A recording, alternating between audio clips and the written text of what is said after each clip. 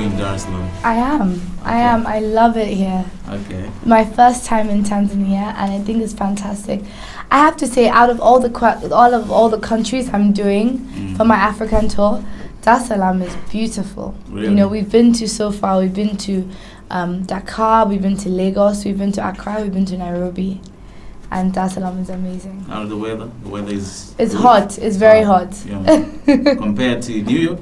Well, yeah, I live in New York. Yes. Okay. Oh, it's very different, but I love it. Okay. Now I'm going to start by asking you probably the most frequently asked question. Yes. Wherever you go, you are a daughter of a billionaire.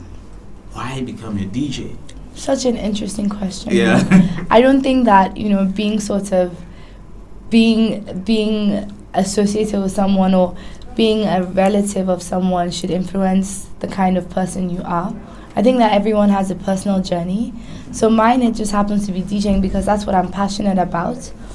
You know, a lot of people ask me that kind of question, and I'm always surprised because I feel like is there some sort of destiny I was meant to follow? I think that, you know, one has to just be true to themselves, and this is what I wanted to do. So it's what I'm doing. But I'm lucky because I have a supportive father. Okay. You know, I have great parents, but that also pushed me as well. So I think that it's important to do anything you do well. Okay.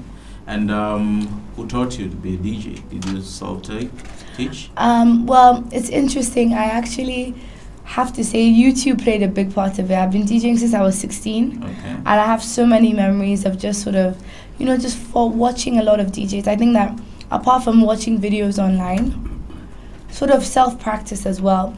When I was 16, I asked for decks for my birthday and my parents bought them for me. So I was able to just sit down in my room and practice. And also seeing it in action as well is fantastic. I got to watch a lot of DJs doing different things. Okay. And what is your specialization? Which genre are you specializing? I think that it's important not to necessarily limit yourself. I think that any DJ should be able to play anything. Okay. I mean, I think that's really the job of a DJ, sort of being wide creatively. And I think that these are my thoughts, quite a strong statement, but any DJ that says I only play one thing is not a DJ. Okay. You know, it's your job to make sure that you do research and you have a very broad amount of content, because the world is a big place. I think it's a shame when people, you know, refuse to discover and try new genres. So while I'm in Tanzania, I'm looking forward to discovering a bit of bongo music. Yeah, sure. We'll help you for that.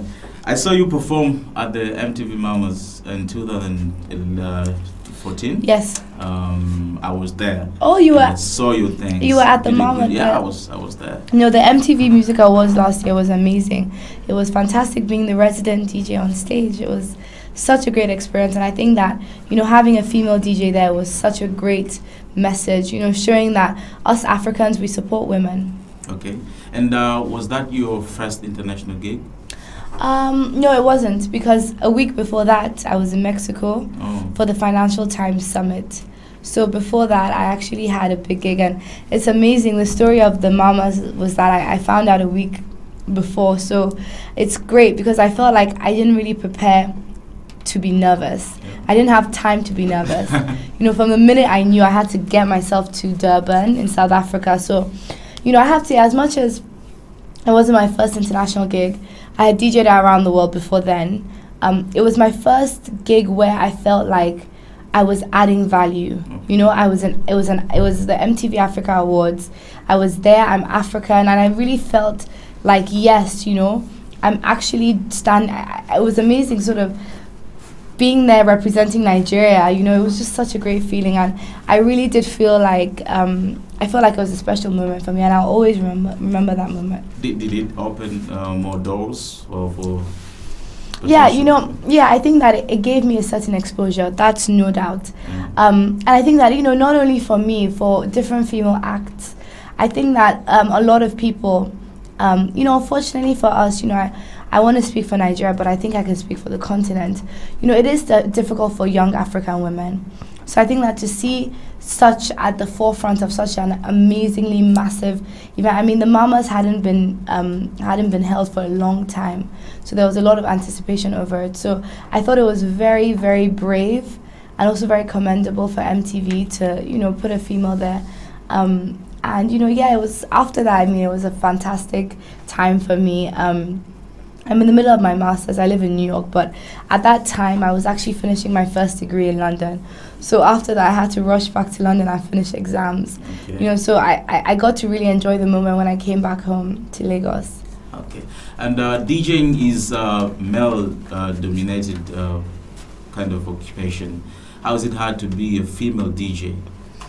I think that it's a very interesting question. Being a female DJ is very difficult, in the sense that, like I said, there's almost like a glass ceiling. I think that us Africans can support women a lot more. I think that they can support young people a lot more. These are things I deal with, sometimes ageism and sexism. You know, I think that a lot of the times people tell me I don't look like a DJ. And it's difficult because I always ask them, I'm like, well, what is a DJ supposed to look like? Yeah. You know, it's one of those things where I'm always fighting a typical, I think there's a typical stereotype for a DJ. Yeah. And it's just not a female, it is not an educated person, it is not, you know, someone that's sort of culturally active. So I'm very different, I think, because I don't think that I need to trade all those things to be in the music industry. I think I can still go to school, I can still do a PhD if I want. I think I can still be culturally aware, I can still have a fantastic, stable lifestyle and still be in the music industry. And I think that, you know, it's great that, and it's so inspiring when young girls tell me I inspire them, it's amazing and it keeps me going. And I think that I'm really, really showing that, you know, women can do things just as well as men. Yeah, and you're doing a pretty good job. Thank you. Okay, and you're now living in New York City. What are you doing there? Well, I moved to New York last year for two reasons. I moved to New York because I wanted to pursue a second degree. I wanted to get a master's. Okay. So I go to New York University. I'm in their business school and their art school, so I'm doing a joint degree. And then also I'm an intern at Rock Nation, which is a very big, obviously, well-positioned company in the American music industry. So it's really exciting because I get to work on the African project. Rock Nation are going to start operations in Africa, which is very exciting. Yeah. Very good news. And they have a team together. You know, I helped them put a team together to make sure that they're able to, you know, launch different campaigns. And it's really trying to provide a stepping stone into America and vice versa. Yeah. So there's more synergy between the music there, or even just generally the creative things there. Okay. Do you meet Jay-Z frequently? A lot of people ask me. It's such a funny story. I met him on my third week there. Okay. And yeah, you know, he's such an inspiring individual. I would say I've met him about 5 times because he's in and out of the office. Yeah, sure. But he also travels a lot. But he's definitely a fantastic individual who's worked very hard, and is certainly so innovative. So it's very, very, very inspiring and a blessing to be able to work around that environment. Okay, and you are embarking your African tour, and we're happy that Tanzania is one of your destinations. So, why did you come up with this trip? The African tour was inspired by, you know, me wanting to be an advocate for the continent.